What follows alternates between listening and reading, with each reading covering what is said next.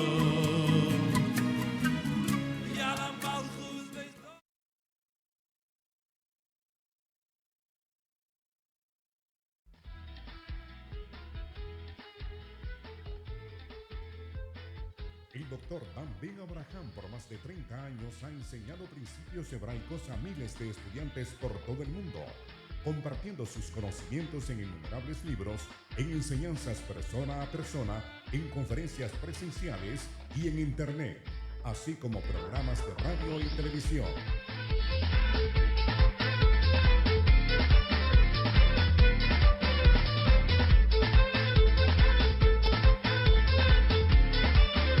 Usted puede acceder a todo este material en www.toradiario.org.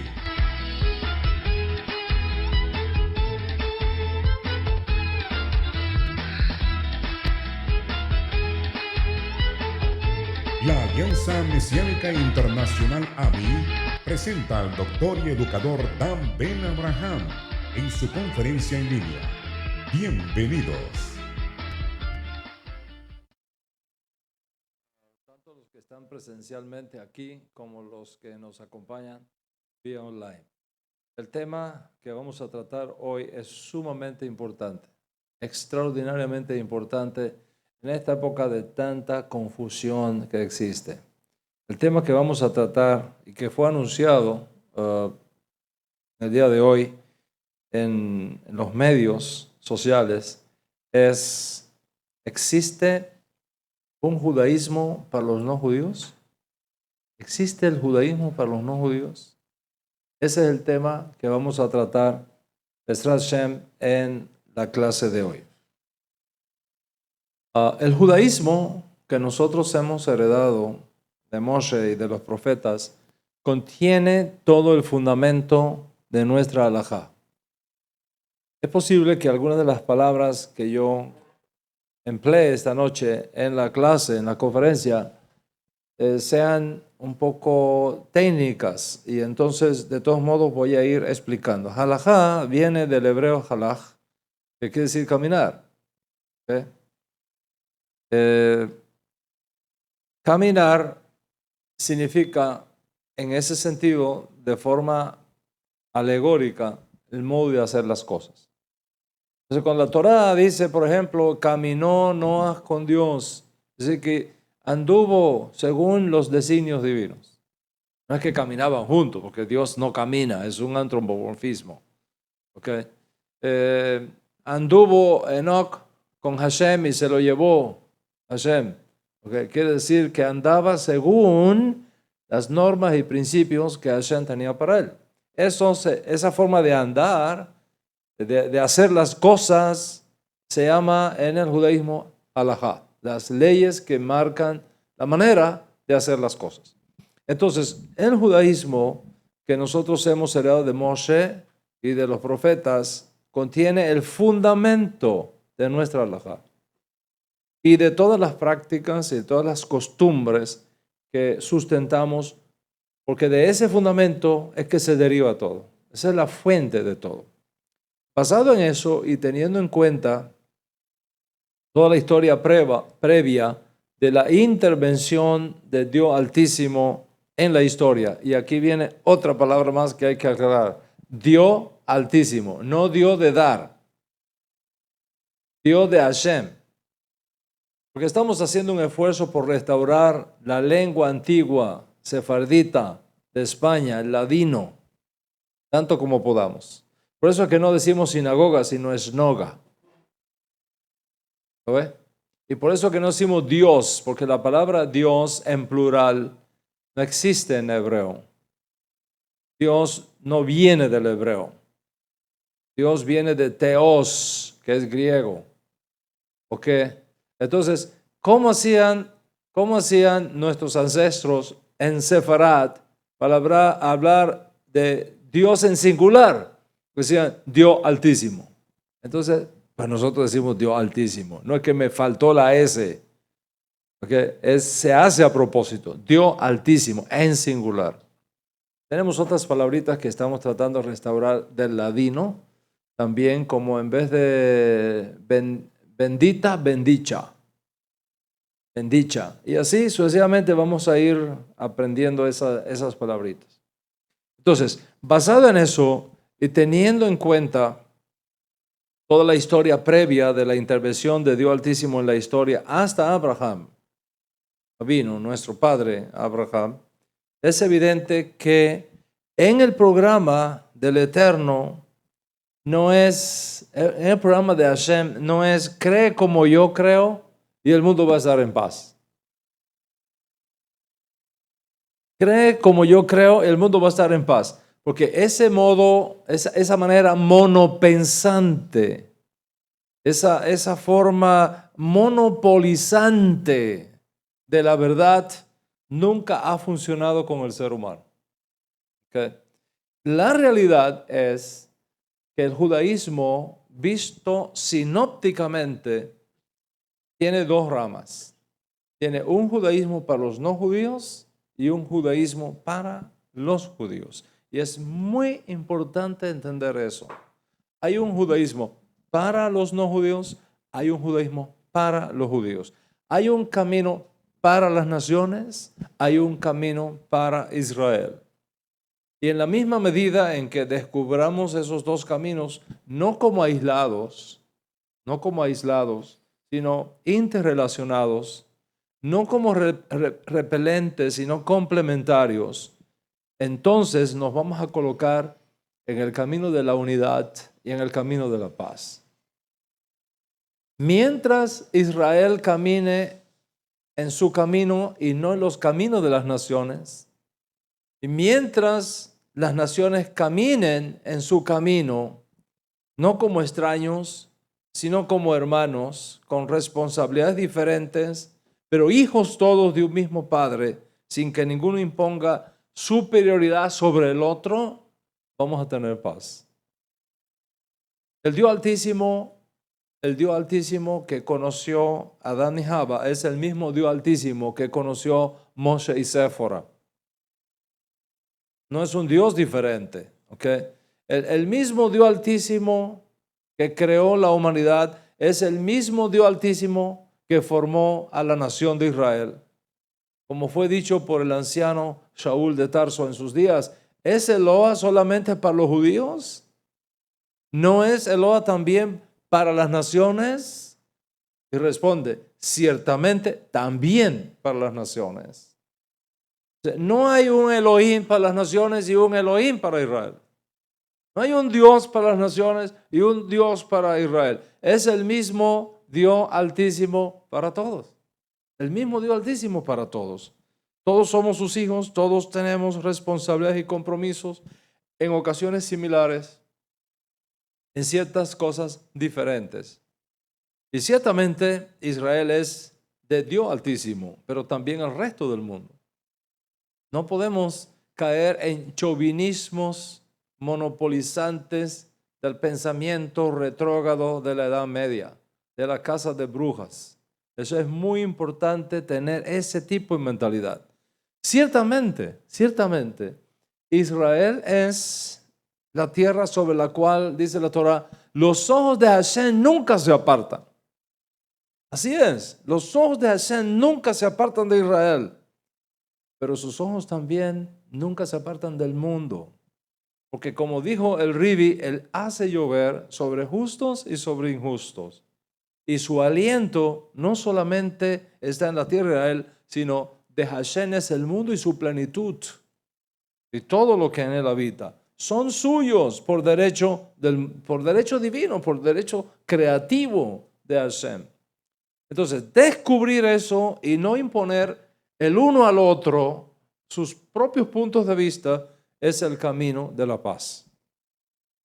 Y basado en eso, el judaísmo nezarita que representamos en esta casa sostiene dos grandes principios. Dos grandes principios. ¿Cuáles son esos dos grandes principios? Primero, que todas las ordenanzas dadas a los hombres desde el día cuando Adán fue creado hasta Abraham Avinu, le fueron transmitidas directamente del cielo y que los antiguos sabían muy bien estas 6 y las seguían. Como está escrito en la Torah, Noach, varón justo en sus generaciones, con Elohim caminó Noach. ¿Y qué quiere decir caminó? Que Noach caminó con Elohim, que hacía las cosas que Hashem quería para aquella generación. Esa es la primera cosa. ¿Okay? La segunda cosa es que todas las ordenanzas dadas a Israel vienen directamente por medio de Moshe Rabenu, desde Sinaí, le fueron transmitidas directamente desde el cielo, como está escrito, y el Señor le dijo a Moisés, sube a mí al monte, espera allí y te daré las tablas de la ley y los mandamientos que he escrito para instrucción de ellos. Entonces, lógicamente, todos los mandamientos dados, tanto a Adán para la humanidad, como a Moshe Rabenu para el pueblo hebreo, tienen como propósito fundamental facilitar el acercamiento del hombre a su Creador. Crear la mejor relación posible entre ambos pueblos y entre todos los hombres. De hecho, la palabra hebrea mandamiento, la palabra traducida mandamiento, viene del hebreo mitzvah. Y mitzvah, a su vez, viene de una raíz hebrea que significa conexión. Conexión. Es decir, por medio de la observación de los mandamientos, por medio del andar en los mandamientos de los cuales tú eres responsable, entonces tienes la posibilidad de imitar a Hashem, caminar en sus caminos, tener su mente y disfrutar de su acercamiento, de tu acercamiento a la divinidad. Entonces, así como es el deber de todo Yehudí estudiar y vivir bajo la dimensión de los mandamientos recibidos por medio de Moshe Rabbeinu, así también es responsabilidad de los no judíos estudiar y vivir en la dimensión de los mandamientos recibidos a través de Adán, el padre de la humanidad. Entonces, ¿qué tenemos? Cuando un gentil, cuando un no judío cumple los mandamientos ordenados divinamente para las naciones, cuando un no judío guarda los mandamientos ordenados por Hashem a las naciones, cumple el propósito por el cual fue creado, de la misma manera que cuando un judío guarda los mandamientos dados a los judíos, cumple el propósito por el cual Hashem lo ha traído al mundo. O sea, no se trata entonces de imponer al judío los mandamientos de las naciones o de imponer a las naciones los mandamientos de los judíos, sino que cada uno puede andar en aquellos mandamientos que le son específicos, compartir aquellos que no son comunes para que juntos Israel y las naciones puedan vivir en paz y sin temor y finalmente atraer a Mashiach ben David, que nos introduzca a todos, si judíos o gentiles, en la edad mesiánica. El rabino Saúl de Tarso lo expresó de esta manera: cada uno en el estado en que fue llamado, en él se queda. Así escribió el rabino Saúl. Cada uno en el estado en que fue llamado, en él se queda. Dice Rab Shaul: fuiste llamado incircunciso, no te circuncides. Fuiste llamado siendo no judío, no te tienes que hacer judío. De eso se deduce también lo contrario, que si tú eres yehudí, entonces tienes que circuncidarte.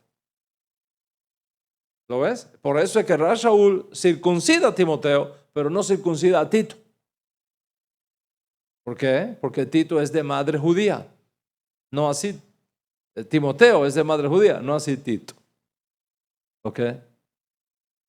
Entonces, desde la perspectiva del judaísmo nezarita, es que el gran factor aglutinador de ambos es el Mesías. Es el Mesías. Ese es el gran factor aglutinador. Es el que une lo que está arriba con lo que está abajo. Nuestro justo Mesías. Y por tanto, el Mesías es tanto para judíos como para no judíos. Y él se vuelve, el Mashiach se vuelve el catalizador de esos dos caminos. Por lo tanto, la forma adecuada de observar los mandamientos para las naciones viene dada por medio del Mesías. Y así está escrito en los profetas. Yesayahu, por ejemplo, capítulo 42, el verso 4, dice: en él, que es una alusión al Mashiach, en él, en su ley, esperarán las costas. En su ley esperarán las naciones. En su ley esperarán, dice la Torah. Lógicamente, la aceptación de la idea de que el camino a Dios Altísimo es por medio de la autoridad del Mesías es parte fundamental del judaísmo nezarita. Y esa es una de las grandes diferencias que tenemos con el judaísmo rabínico. Una de las diferencias que existe entre el judaísmo rabínico y el judaísmo nezarita es esa. El judaísmo rabínico enseña que los mandamientos de la Torah que aplican a los gentiles solamente son válidos si lo hacen bajo la exclusiva autoridad de sus rabinos. Si sus rabinos no son los que autorizan, no vale, no sirve, no trabaja, no funciona. El judaísmo nezarita enseña que los mandamientos de la Torah que aplican a los gentiles solamente son válidos si se hace exclusivamente bajo la autoridad de Yeshua como Mashiach. Una simple razón: el único judío que yo conozca, que haya dicho toda autoridad me es dada en el cielo y en la tierra, es Yeshua ben Yosef. Nadie más ha podido decir eso. Toda autoridad me es dada arriba en los cielos y abajo en la tierra. Y sobre esa base, entonces, es que decimos que todo mandamiento que se aplique a las naciones hay que hacerlo bajo la supervisión, bajo el filtro y bajo la autoridad de nuestro Santo Maestro Yeshua HaMashiach. ¿Cuándo Dios Altísimo nos entregó la Torá en Sinaí para los judíos? Esto es un punto muy importante. A veces la gente no se da cuenta de eso. Cuando Hashem nos entregó la Torá a través de Moshe Rabeno en Sinaí, decenas de siglos antes ya él había entregado una Torá a las naciones. Decenas de siglos antes. Ya Hashem había entregado una Torá a las naciones. Y vamos a ver eso un poquito más adelante en la clase. Pero resumiendo esta sección, ambos, judíos y no judíos, somos coherederos, somos copartícipes de una misma promesa por medio del Mesías judío, porque solamente el Mesías, desde nuestra perspectiva, tiene la autoridad para guiar, tiene la autoridad para aglutinar, tiene la autoridad para perpetuar el dominio de Dios Altísimo entre los hombres. Preguntas hasta aquí, antes de seguir.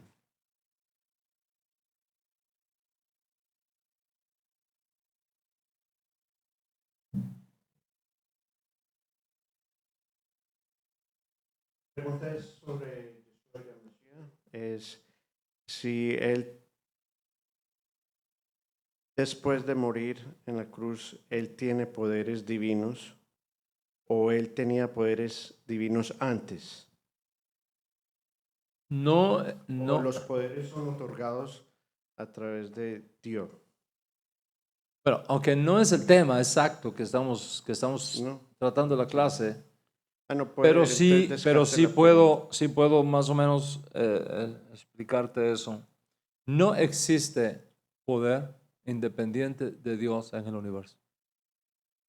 No existe criatura independiente de Dios en el universo. No existe fuerza independiente de Dios en el universo. Moshe Rabeno, el más grande profeta que Israel había conocido, por sus grandes prodigios, grandes milagros, todo lo que hizo fue por poderes divinamente otorgados. Los milagros, la capacidad de abrir el mar muerto, el mar rojo, los milagros de las plagas que descendieron a Egipto, todo fue por los poderes divinos. Lo mismo con Mashiach. Creo que quien mejor resume eso es lo que dijo dos hombres judíos de su época, Nicodemo y uno de sus discípulos, Kefa ben Simón. Nicodemo dijo, sabemos que has venido de Hashem porque nadie puede hacer estas señales que tú haces si Hashem no está con él. Número 1. 2. Kefa Simón, el apóstol Pedro, hablando, dijo estas palabras, ya sabéis de Yeshua mi Nazrat, cómo anduvo haciendo bien y sanando a los enfermos, porque el poder de Dios operaba en él. Esa es la única manera que el judaísmo explica los poderes que tiene una persona para hacer milagros o lo que sea. Los poderes divinos no tienen nada que ver o antes o después. Todo viene de arriba, del Padre de las luces. ¿Ok? Pero entendemos entonces este concepto. El punto que estoy haciendo acá, antes de seguir, es que así como nuestro pueblo judío tiene una Torá, tiene una ley, tiene mandamientos, así también Dios Altísimo ha dado mandamientos a los no judíos, naciones. Y que cronológicamente hablando, 1000 años antes que existiera la Torá de Moshe en Sinaí, Hashem había entregado la Torá a las naciones con una señal de pacto en las nubes, como ya lo conocemos, el arco en las nubes. Entonces, partimos de este principio. La ley divina que aplica a las naciones fue dada a la humanidad desde la creación de Adán. Y Adán es el padre de todos nosotros, judíos o no judíos. Adán es el padre de todos nosotros. Si alguien no es hijo de Adán, no es un ser humano. Tan simple como eso.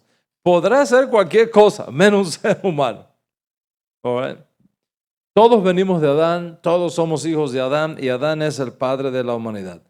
Adán recibió la responsabilidad de enseñar a sus hijos los mandamientos que estos debían seguir. Y sus hijos tendrían la responsabilidad de pasarlo a sus hijos. Y los hijos a los hijos. Y así de generación en generación hasta lo último de la tierra. La razón principal por la cual vino el diluvio universal sobre la tierra fue el resultado de la desobediencia del hombre.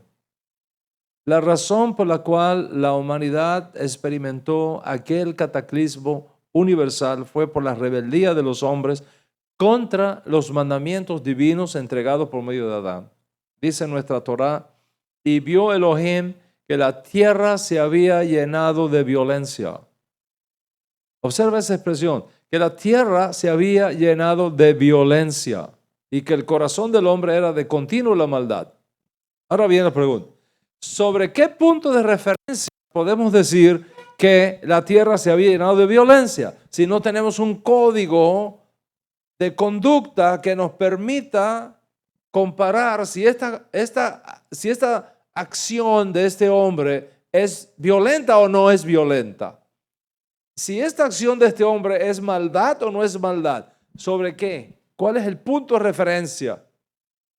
Si no tenemos un código que nos diga esto está permitido, esto no está permitido, no hay punto de referencia. Por lo tanto, cuando Génesis dice, vio Elohim que la tierra se había llenado de violencia, eso asume que había un código de conducta sobre el cual se midió que efectivamente se había llenado de violencia y que aquello que ellos estaban haciendo estaba mal. La inmoralidad, la idolatría, la violencia, la maldad de la generación del diluvio demuestra claramente que no siguieron los mandamientos divinamente ordenados por medio de Adán.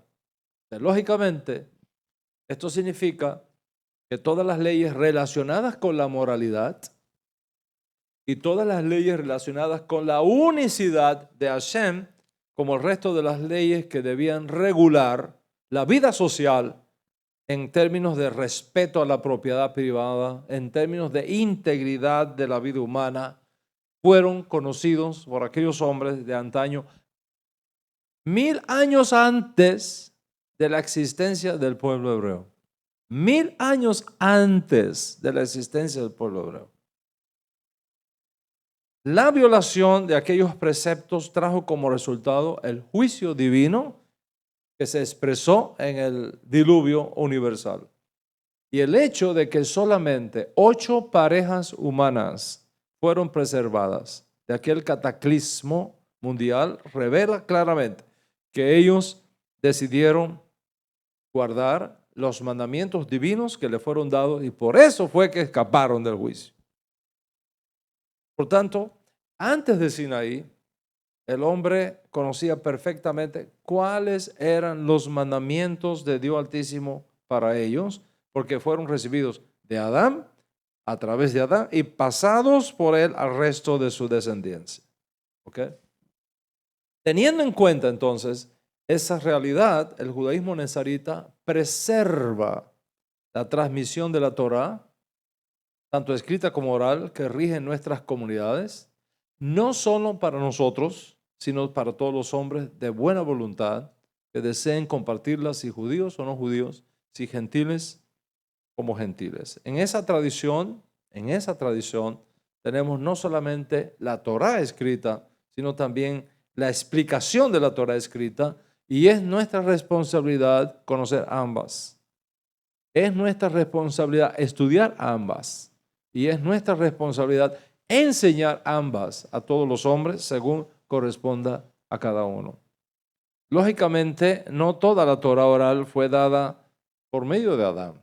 Lógicamente, no toda la Torá oral fue dada por medio de Moshe Rabeno, respectivamente, sino los principios fundamentales. Y luego los sabios de cada generación fueron enseñándola.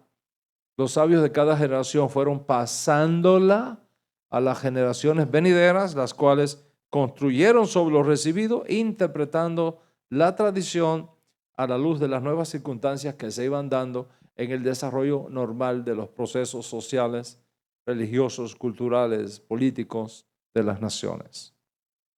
La Torá es una sola. La Torá no cambia, pero tú cambias. Las circunstancias de los pueblos cambian. ¿Cómo nosotros podemos tomar lo que no cambia, que son los principios, y aplicarlo a las nuevas circunstancias que se van dando en el camino? No es lo mismo un niño de 5 o 6 años a un niño de 14 años. Y no es lo mismo un niño de 14 años a un niño de 18 o 19 años.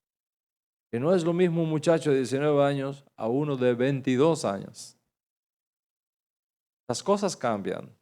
¿Ok? Y si no, que vaya un muchacho de 19 años a comprar una cerveza a un mercado a ver qué le dicen. Pero después que pasa de cierta edad, la ley cambia para ellos. ¿Ok? Porque la ley siempre es fija, la ley siempre ha legislado de esa manera. ¿Quién es el que cambió? La edad del niño. Cuando él cambia, aplica otra situación.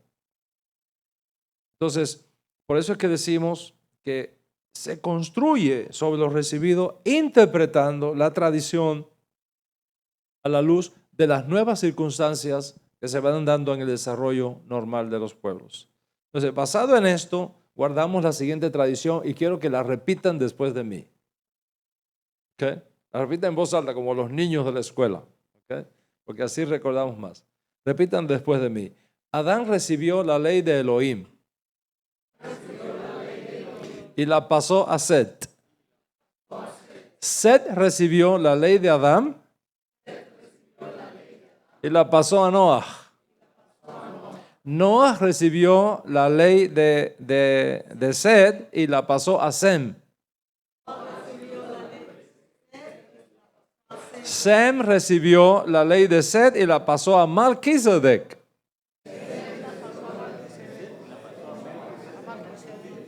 Vamos a dejarlo ahí para ver si se acuerda. A ver cómo está la memoria. Si alguno tiene falta de memoria, hable con Sandra, pide una cita, le hacemos un chequeo y miramos qué nutriente necesita para mejorar la memoria. Vamos a llegar hasta Malquisedec nada más. ¿Ok? Vamos a llegar hasta Malquisedec. ¿Ok? Nada más. Entonces, ¿quién es el primer ser humano que recibe la Torá para las naciones? Adán. ¿A quién se la pasa Adán? A Set. ¿Set a quién? A Noah. ¿Noah a quién? A Shem. ¿Shem a quién? A Malquisedec. ¿Ok? Vamos a repetir entonces esos nombres claves. ¿Ok? Adán recibió la Torá de Hashem y la pasó a quién? A Set. Set la pasó a quién? A Noah. Noah la pasó a quién? A Shem. ¿Ok? Y Shem la pasó a quién? A Malquisedec. A ver, ¿quién lo dice solo? ¿Dónde está el micrófono por ahí? ¿Quién se atreve a decirlo solo, de memoria? A ver, mira, una mujer valiente ahí. A ver.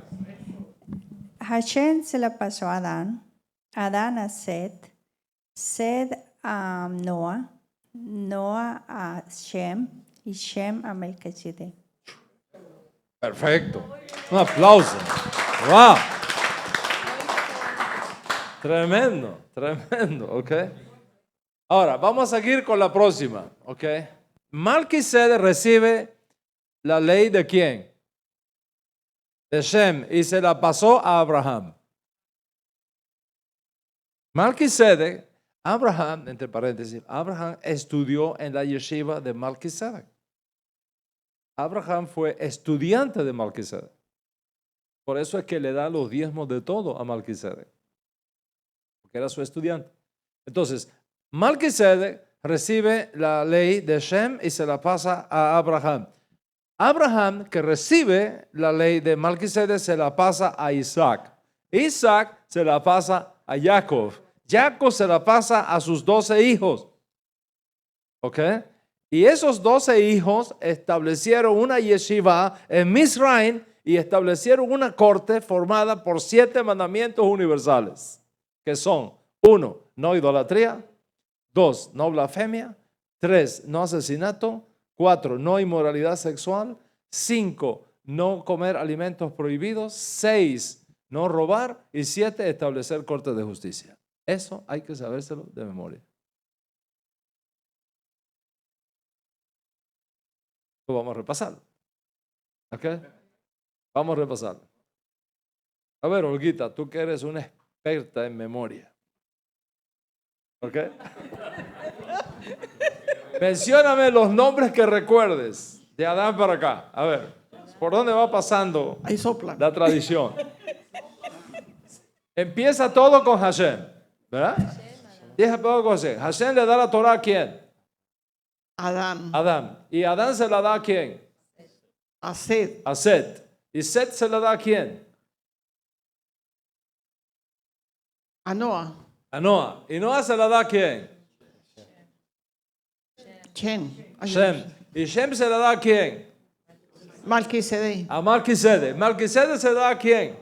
Abraham. Abraham se la da a quién? A Isaac. Isaac se la da a quién? Jacob. Jacob se la da a quién? A sus 12 hijos. Los 12 hijos establecen una yeshiva en Misraim basada en 7 principios. ¿Cuáles son? No idolatría, no blasfemia, no asesinato, no inmoralidad sexual, no robo, no alimentos prohibidos y establecer cortes de justicia, que son los 7 mandamientos universales. Entonces, los hijos de Israel que conocían en Egipto, ¿conocían de tefilín? ¿Conocieron los hijos de Israel tefilín en Egipto? ¿Conocieron los hijos de Israel de talit en Egipto? ¿Conocieron de la ley del cuñado en Egipto?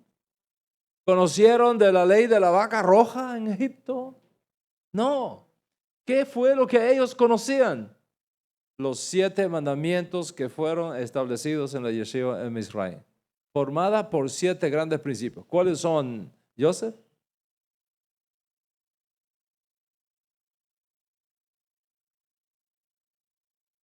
No asesinato. Corte de justicia. ¡Wow! All right. No idolatría, repitan después de mí. No idolatría. No blasfemia. No asesinato. No inmoralidad sexual. No robar. No comer alimentos prohibidos. Y establecer cortes de justicia. Son los 7 mandamientos universales que aplican a todas las naciones. ¿Están conmigo hasta acá? All right. ¿Está claro eso? 1000 años antes de Sinaí. 1000 años antes de Sinaí tenemos eso. ¿Ok?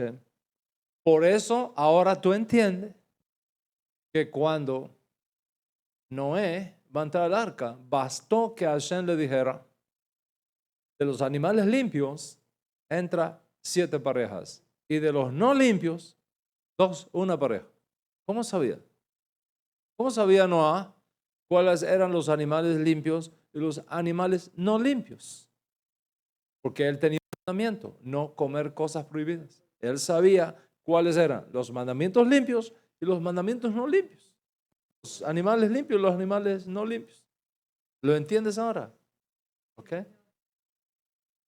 All right. ¿Qué pasó luego de la salida de Egipto? Aquí está la cosa. ¿Qué pasó luego de la salida de Egipto? Israel fue apartado del resto de los pueblos de la tierra. Y Moshe Rabbeinu recibe una nueva ley. Una nueva ley. La Torah de Elohim para Israel, específicamente. Que no anula la ley de los gentiles. No la anula. Todo lo contrario. Nosotros tenemos una tradición de que Moshe Rabbeinu recibió de Hashem este mandamiento. Que es responsabilidad de los hijos de Israel enseñar las leyes de las naciones a las naciones. Hashem le instruyó a Moshe Rabbeinu y nosotros tenemos ese mandamiento de que Israel es responsable de enseñar a las naciones estos 7 preceptos con sus derivaciones. Y eso es lo que explica por qué Hashem manda a Jonah a Nínive.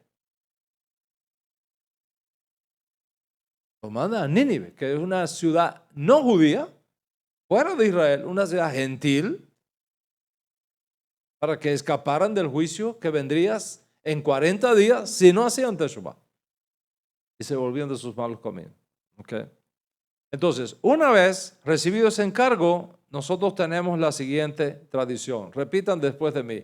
Moshe recibió la Torah de Hashem y se la transmitió a Yehoshua ben Nun. Okay. Se la transmitió a Yeshua ben Nun. Okay. Segundo, Yeshua ben Nun, que recibió la Torah, escucha.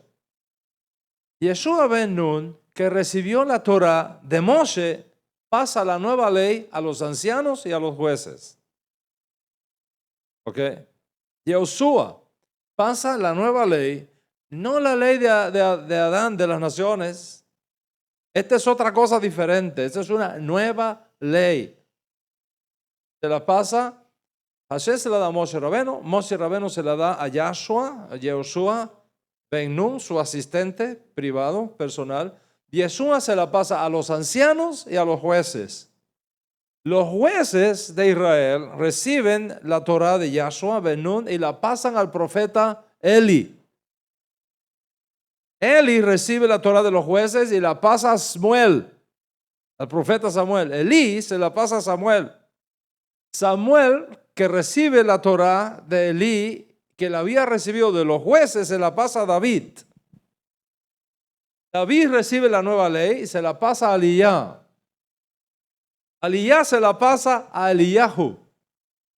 Eliyahu se la pasa a Elisha. Elisha se la pasa a Jehoiada. Jehoiada se la pasa a Zacarías. Ahora voy a ver quién se recuerda de estos nombres.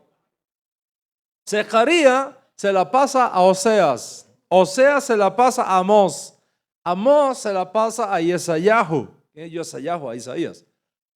A Yesayahu. Yesayahu se la pasa a Mijá. Mijá le pasa la ley a Joel. Joel le pasa la ley a Nahún, el profeta Nahún. Nahún se la pasa a Habacuc. Habacuc se la pasa a Tefanía o Sofonías, como se conoce. Estefanía se la pasa a Yirmiyahu. Yirmiyahu se la pasa a Ezra. Ezra se la pasa a Hagai. Hagai se la pasa a Secaria. Secaria se la pasa a Malaquías. ¿Ok? Y Malaquías recibe la nueva ley, la Torah, y la pasa a sus estudiantes, entre los cuales estaba Yehuda, Menahem y Simón. Estaba también Yeshua ben Sirá, Onías, Hazadik, Shemaya y Atalión, Hillel y Shammai. Y Yeshua, Hamashiach, las recibe de todos ellos. Yeshua las recibe de todos ellos. Yeshua ben Yosef, nuestro Ribi, se la pasó a sus estudiantes. Y de entre ellos 2 fueron escogidos para llevar la vieja ley a los gentiles y 3 fueron escogidos para ir por el mundo a buscar las ovejas perdidas de la casa de Israel. Ellos fueron el Rabí Shaul de Tarso y Bar Abbas Halevi, Jacob Hazadik, Kefa ben Simón y Yohanan ben Safdai. De ellos proceden todas nuestras tradiciones, de ellos proceden todas nuestras enseñanzas que comprometen tanto a las naciones como a las ovejas perdidas de la casa de Israel. Y esa cadenita hay que sabérsela. ¿Ok? Esa cadenita hay que sabérsela. ¿Ok? Entonces, las contaste. Hay que estudiar. ¿Verdad? Hay que estudiar. Todas nuestras tradiciones proceden de ahí. Todas nuestras tradiciones proceden de ahí. Entonces, a partir de los escritos de nuestros sabios surgen los nuevos profetas. ¿Cuáles son los nuevos profetas? Los nuevos profetas no son ahora los creadores de milagros. Los nuevos profetas son ahora los que dan las explicaciones y aclaraciones de la ley recibida por ellos, tanto para las naciones como para las ovejas perdidas de la casa de Israel. Luego de la destrucción, y aquí viene algo muy interesante, luego de la destrucción del segundo templo, y ahora les voy a mostrar algo que tengo escrito aquí en la pizarra. ¿Ok? Luego de la destrucción del segundo templo, en el año 70 aproximadamente, y ahora una parte técnica. Cuando hablamos del segundo templo, estamos hablando del templo que se construyó cuando los hijos de Israel regresaron de la cautividad babilónica.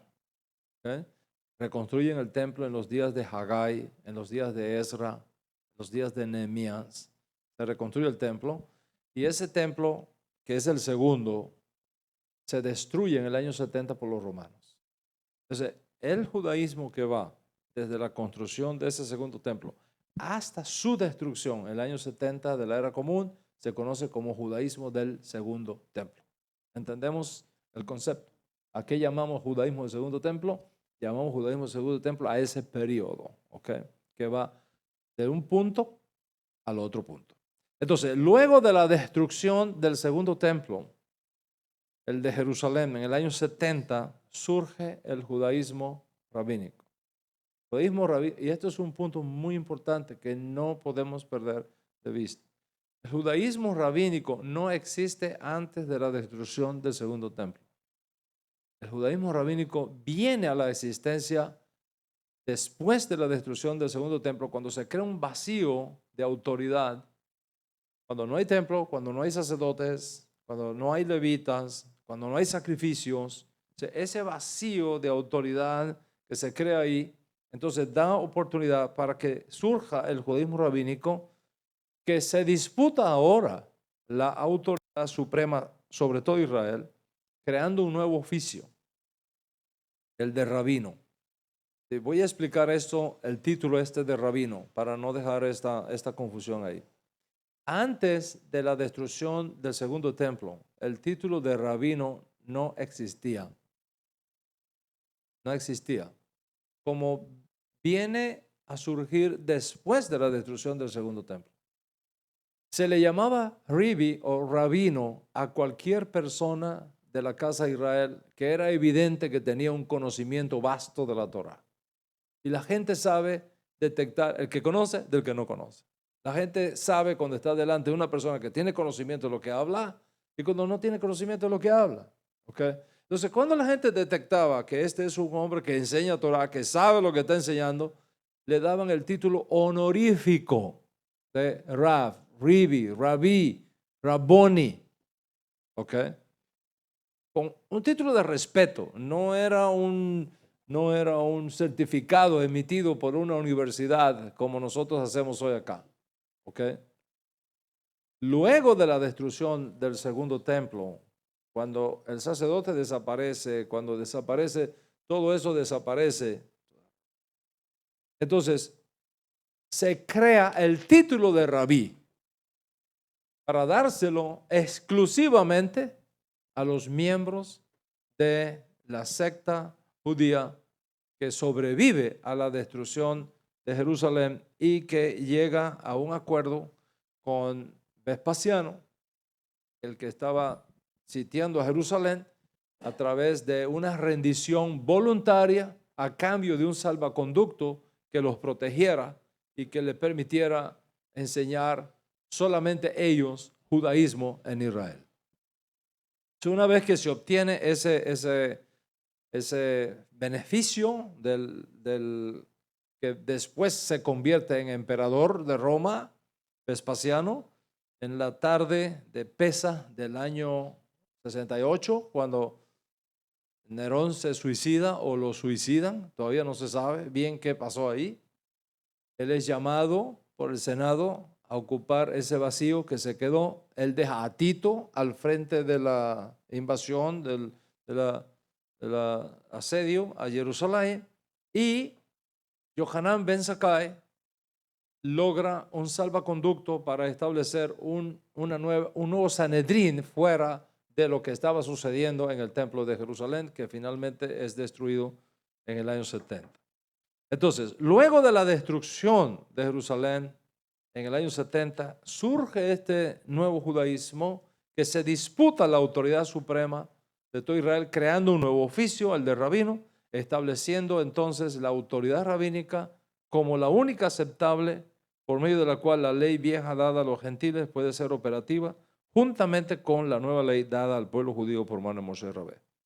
Entonces, lamentablemente, nuestros hermanos que sobrevivieron a la destrucción de Jerusalén en esa época desconocieron la mesianidad de Yeshua, la desconocieron como Mashiach y decidieron crear un propio Sanedrín por medio del rabí Yohanan ben Zakkai, el rabí Eliezer Hagadol, el rabí Akiva, el rabí Ismael, el rabí Yehuda Hanasí y su academia, que fue el redactor de la Mishnah, que luego fue preservada por medio del rabí Shmuel, el rabí Huna, finalmente el rabí Ashe, que es el redactor del Talmud, de acuerdo con la tradición que tenemos.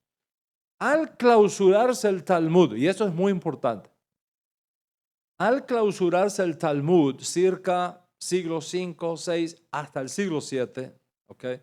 Al clausurarse el Talmud, su enseñanza, la enseñanza del Talmud compromete a todos sus miembros. La enseñanza del Talmud compromete, vincula normativamente a todos sus miembros y a todos los que elijan el judaísmo rabínico como la manera de expresar su fe y su práctica en el Elohim de Israel. Eso es muy importante. ¿Okay? El Talmud es obligante y vinculante para todo el que elija el judaísmo rabínico como su judaísmo, como su forma de expresar su fe judía y su práctica judía. ¿Están conmigo hasta aquí? All right. Luego de la resurrección del Estado moderno de Israel, surge un nuevo Sanedrín en Israel. Se observa que tenemos un Sanedrín netzarita, ¿ok? Con sus leyes, con sus principios, con sus escritos, con su halajá. Tenemos un judaísmo rabínico con sus leyes, con sus escritos, con su halajá.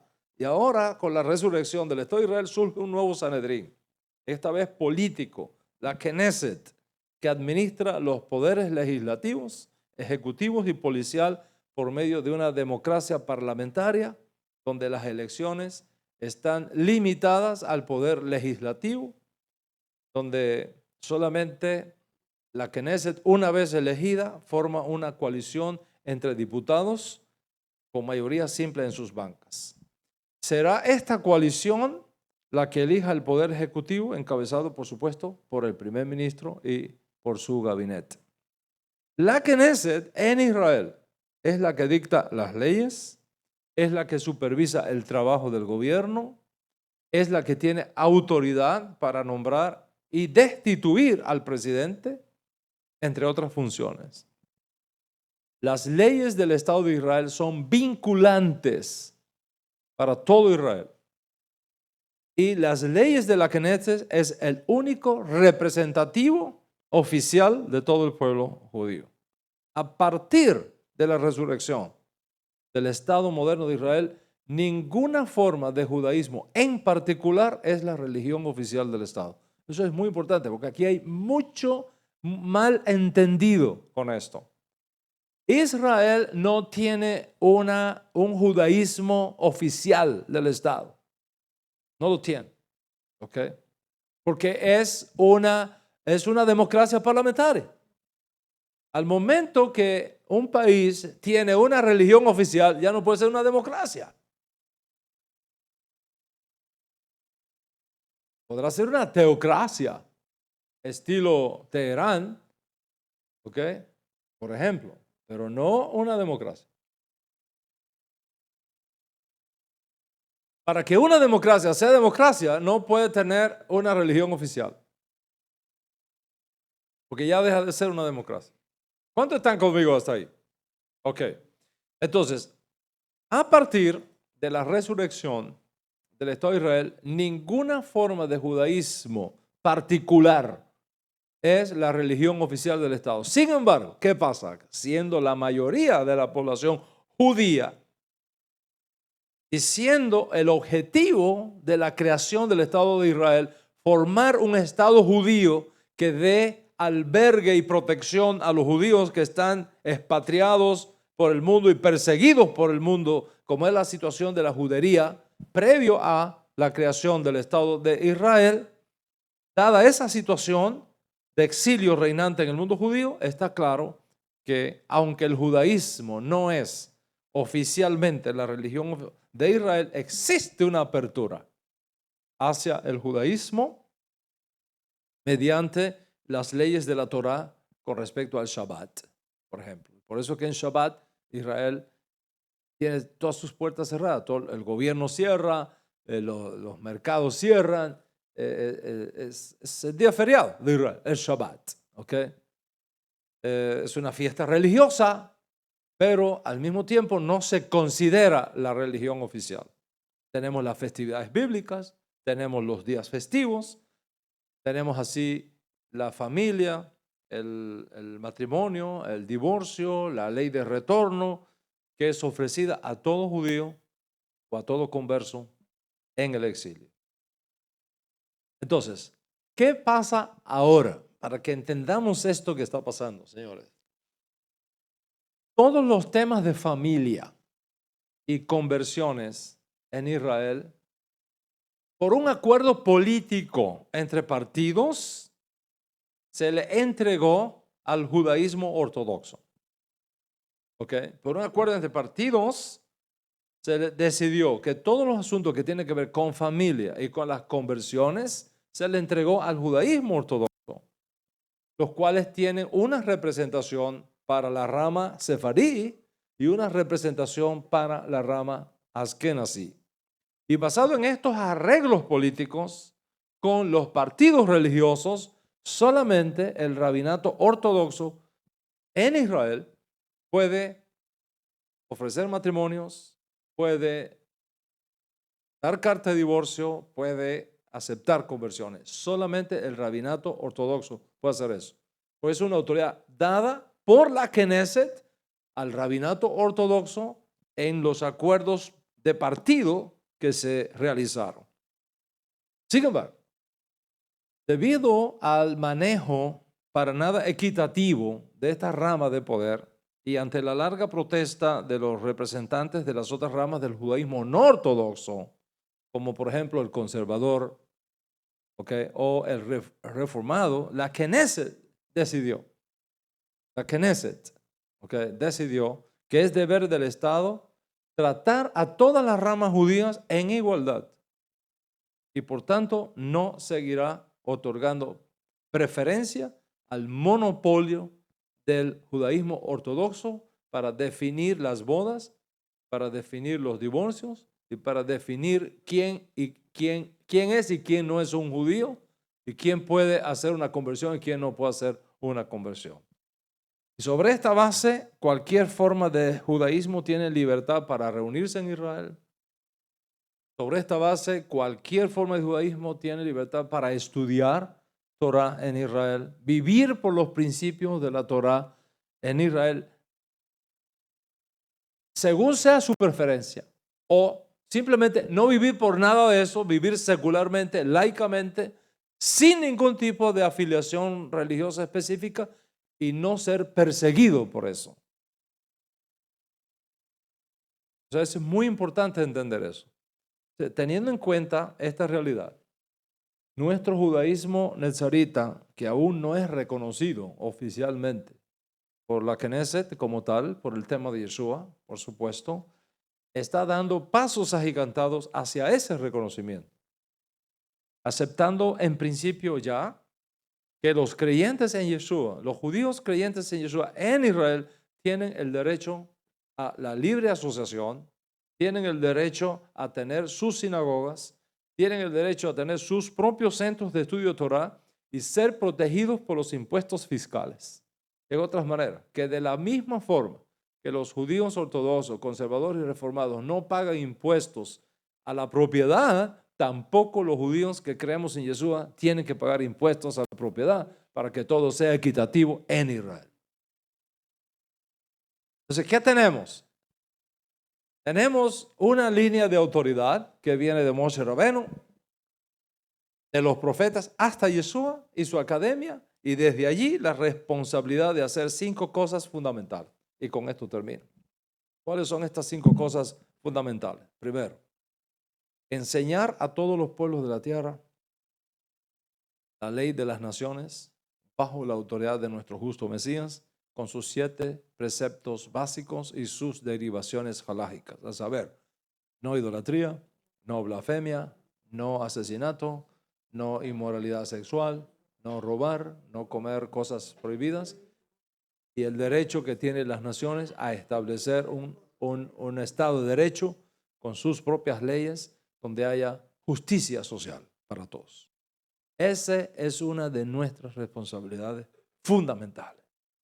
Para eso existimos nosotros. El día que nosotros renunciemos a eso, dejamos de ser lo que somos. Es nuestra responsabilidad enseñar esto en las naciones. En las naciones. Segunda responsabilidad que tenemos, buscar las ovejas perdidas de la casa de Israel. Y facilitarles su retorno a Hashem como su único Elohim verdadero, su Torah, su Mesías, y buscar su incorporación a nuestro nuevo noble pueblo judío según sea el judaísmo de su elección. Después que traemos a una oveja perdida a la casa de Israel, la sacamos de los sepulcros de las naciones, la lavamos con agua pura, le quitamos sus dioses, sus ídolos.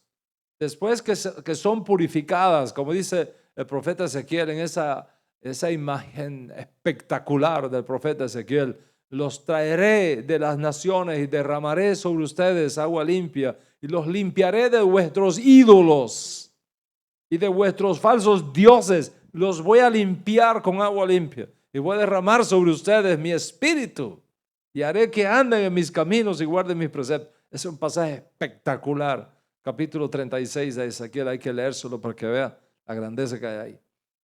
Después que pasa todo eso, después que terminamos todo eso, dice, ok, ya te traje, ya sabes el camino, ahora tú eliges.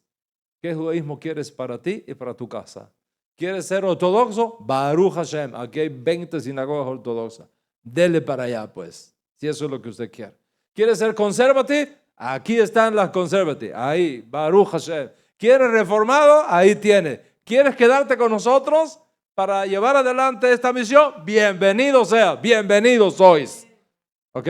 Nadie está obligado. Nadie está obligado. En Cuba está bien. En Venezuela está bien. ¿Ok? Pero aquí donde vivimos no está bien. Aquí usted es libre. Nadie te puede obligar a creer lo que tú no quieres creer. Nadie está obligado a vivir como tú no quieres vivir. Si tú consideras, después de recibir toda esta información, que aquí es donde Hashem te ha traído y que esta es tu plataforma desde la cual vivir tu fe, Baruch haba, bienvenido. Aquí estamos, vamos a ir adelante. Pero no te sientas ni intimidado, ni obligado, ni presionado. Es un asunto de tu corazón, de tu conciencia y de tu voluntad. Basta a nosotros haberte sacado de allí y haberte enseñado el camino. De ahora en adelante, anda por él en lo mejor de tu capacidad, en lo mejor de tu fuerza. La segunda cosa es educar a todos en la fe. La tercera cosa, educar a todos en la fe de nuestro pueblo, en nuestros principios de vida y en las enseñanzas de nuestro justo Mesías, restaurando así el nombre y el honor de nuestro Santo Maestro.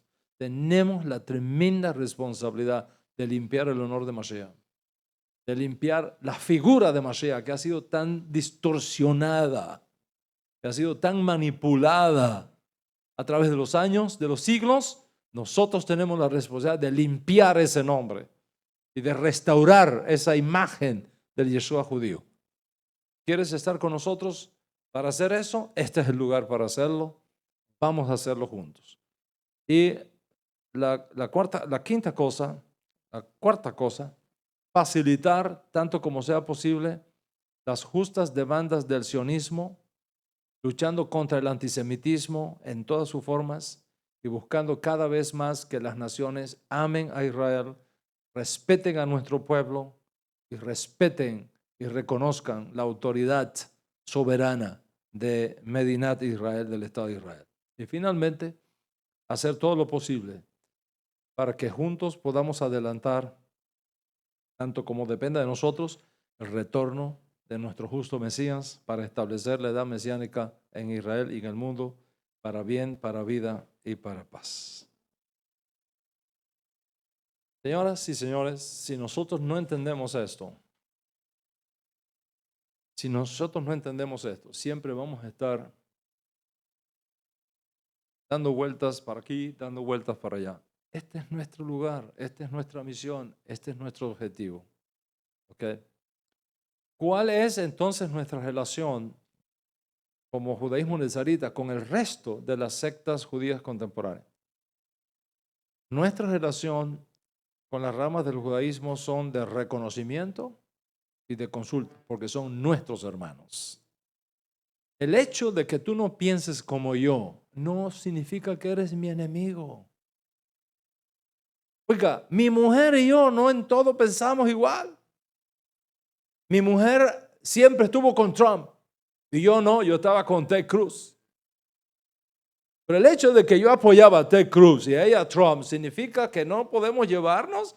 Nos llevamos de maravilla, los debates eran maravillosos.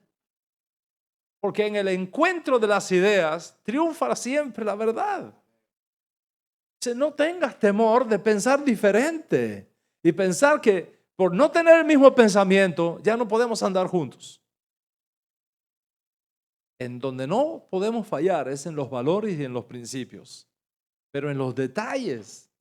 Todo el mundo es un universo diferente, un universo distinto. Mira, a Olguita le gusta que yo ande con un traje largo, que a ella le gusta mucho, que no sé cuándo me vas a regalar el que me has prometido. ¿Ok? A mí me gusta así, a veces así. A veces me pongo la corbata y Nehama me dice, no te pongas esa, y me trae otra. A mí no me gusta para nada, pues la complazco. Entonces, no podemos pensar que todo el mundo tiene que hacer como yo y decir como yo, porque si no, no funciona. No somos una dictadura, señores. Esto no es una dictadura, esto no es un monopolio de la verdad. En muchas cosas puede que nosotros estemos equivocados. Puede que estemos equivocados. Entonces, ¿cuál es nuestra relación con el resto de las ramas de nuestros hermanos de la casa de Israel que no piensan como nosotros? Nuestra relación es de reconocimiento y de consulta, porque todos tenemos una fuente de verdad única, que es Hashem.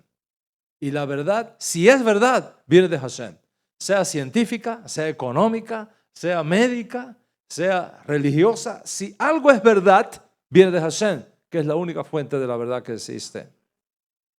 Por tanto, aquellas prácticas y principios de toda la casa de Israel que no están en contradicción con la Torá y los profetas, ni están en contradicción con las enseñanzas de nuestro Santo Maestro, pues son estudiadas bajo un principio que nosotros tenemos, que nos dieron nuestros sabios. ¿Y cuál es ese principio? Escudriñalo todo, retén lo bueno.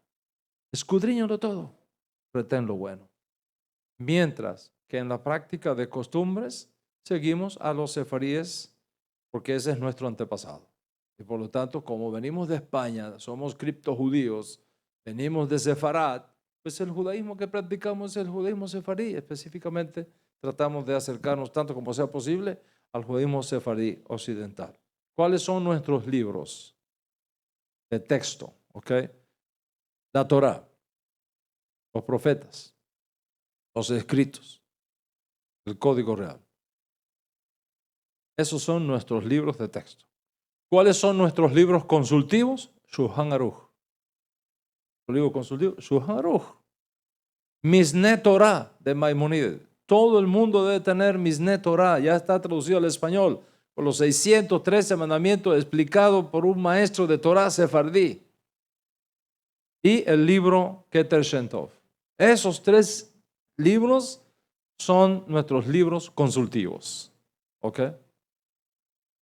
De esto se nutre esta comunidad. De esta visión camina esta comunidad. Y si tú crees que Hashem te ha traído aquí para compartir esta gran visión, bienvenido. Aquí estamos. El eterno Dios de Israel nos asista en este gran desafío que tenemos por delante. Entonces, miren este cuadro para que no se les olvide, ¿verdad? Esa es la genealogía halágica, los netzarín y el rabinato, el rabínico, ¿verdad? Rabínico. ¿Okay? Yeshua, Shaul, Barabás, ¿okay? O Bernabé, como se conoce, Jacob, Kefa y Yohanan. Y de ahí viene nuestro código. ¿Okay? El rabínico, Ben Zakkai, Akiva, Yehuda Anasí, Juna, Raba, Ashe y el Talmud. ¿Okay? Estos son las dos grandes ramas. ¿Ok? Las dos grandes ramas. ¿Qué es normativo y vinculante para nosotros? Esto que está acá. Más todo lo que da por ahí para arriba, que ya estudiamos. ¿Ok? Esto que está aquí, consultivo. Es consultivo. Porque Hashem tiene verdades aquí también, muy grandes y muy preciosas. Que no tenemos por qué descartarla, porque si es verdad, viene de Hashem. ¿Entendemos eso? Gracias. Ok, termina la clase acá. Si hay preguntas, este es el momento para preguntar. Aquí hay una pregunta. Esto vino de online. Tenemos preguntas online. Baruch Hashem. Usted ahorita dijo que había una sola Torá, ¿sí? Yo pienso que ¿por qué hay diferentes clases de judíos siendo que hay una sola Torá? Una de las cosas es la interpretación. La forma de interpretar no siempre es la misma. Segundo, por las circunstancias. No es lo mismo, por ejemplo, el judío que tuvo que enfrentar el Islam al judío que tuvo que enfrentar al cristianismo. ¿Lo ves? Entonces, ellos tuvieron que defenderse de religiones diferentes. Y entonces de ahí vienen las costumbres distintas. Por ejemplo, los cristianos en el mundo, los Askenazi enfrentaron al cristianismo. ¿Okay? Los cristianos en esa época lucían muy judíos, porque todos los cristianos usaban barba. Todos los cristianos usaban barba, muy lindas, muy bonitas. Mire al patriarca de Moscú para que vea la barba que tiene y la kipa grande que tiene. No es kipa, pero bueno, para que me entiendan. Entonces, cuando el pueblo judío en esa región del mundo que se conoce como Askenaz se enfrenta al cristianismo con la mira de separarse, de distinguirse, se deja crecer los peyotes. Los cristianos no se lo dejaban crecer, nada más que la barba. Entonces, por eso que usted ve al judío askenazi con los pellos largos, así bien bonitos, trizaditos así, hasta acá. Entonces son los askenazi. Y usan su tzitzit por fuera hasta las rodillas. Porque así se distinguían de los cristianos. En Sefarat, el problema fue con los musulmanes. No fue tanto con los cristianos como con los musulmanes, mientras los musulmanes dominaban Sefarat por varios siglos.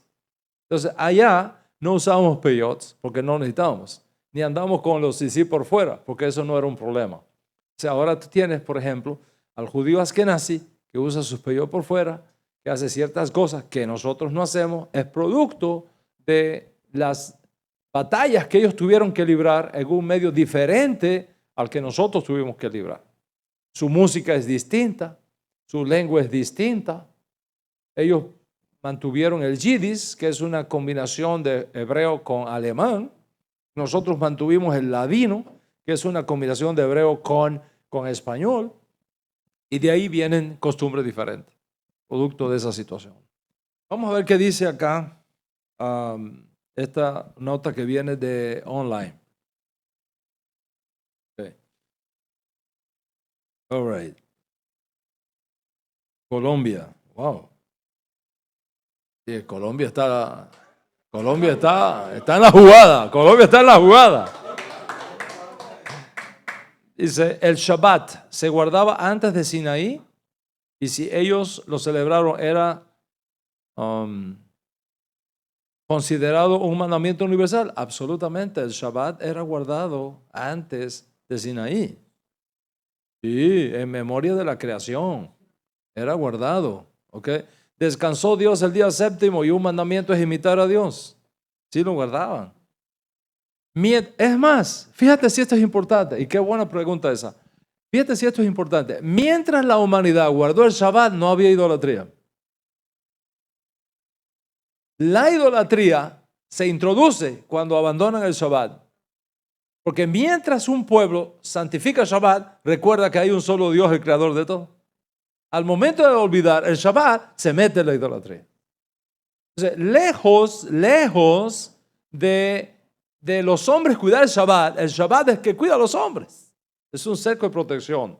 ¿Okay? ¿Qué pasa? Los judíos en la esclavitud egipcia, que duró más de 2 siglos, 210 años según Rashi. ¿Okay? Recuerden que estuvimos 400 y tantos años allá, pero no siempre fue esclavitud. Una época que teníamos el green card. Después nos lo quitaron, pero teníamos el green card al principio, ¿no? All right. Entonces, ¿qué pasó? Nos hicieron esclavos. Un esclavo no tiene Shabbat. Un esclavo trabaja todos los días, de sol a sol. No trabaja de noche porque no habían descubierto la electricidad. ¿Okay? Si no, no hubieran hecho trabajar de noche también. Entonces se trabajaba todos los días.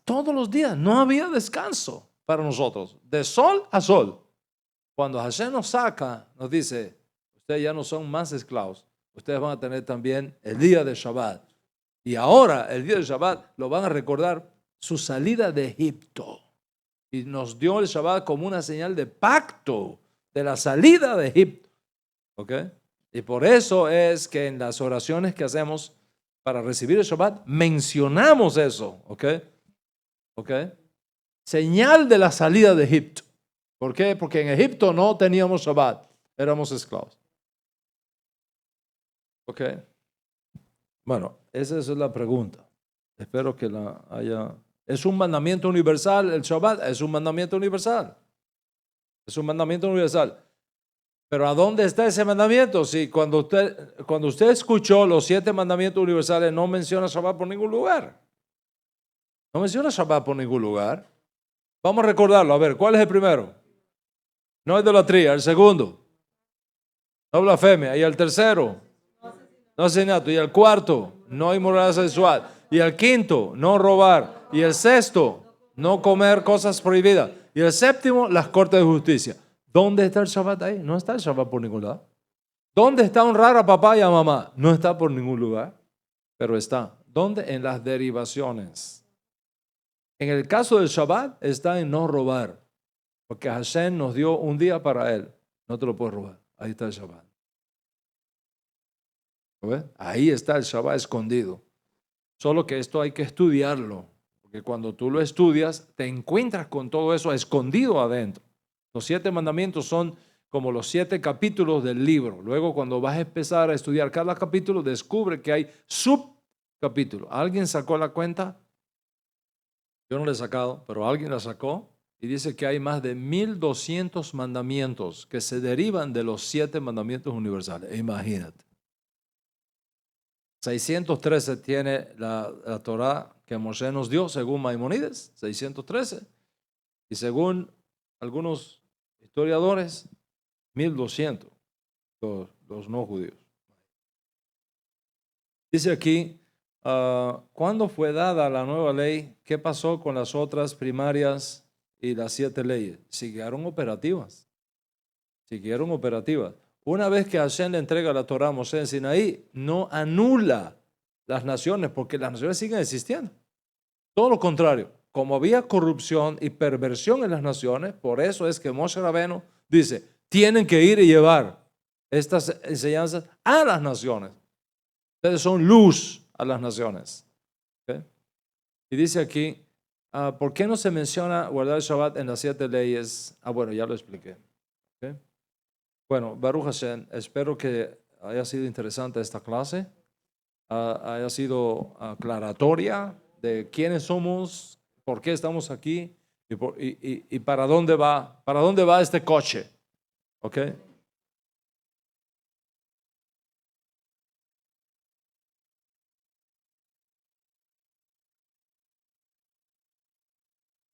Poniendo el DVD que lo vea.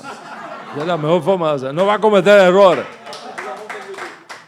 Cuélgalo en Facebook, mándalo a tus amigos y que lo lean. Es la mejor forma. ¿Ok? Es la mejor forma. Ya está. Sí, o si no, en nuestro canal Hayim TV. Hayim TV. Bueno, muchísimas. ¿Hay uno más? Ok, gracias a todos por estar en esta clase. Nos vemos en el próximo Shabbat a las 11:30 por este mismo canal para seguir estudiando Torah. Desde Miami para el mundo. Laila Tov.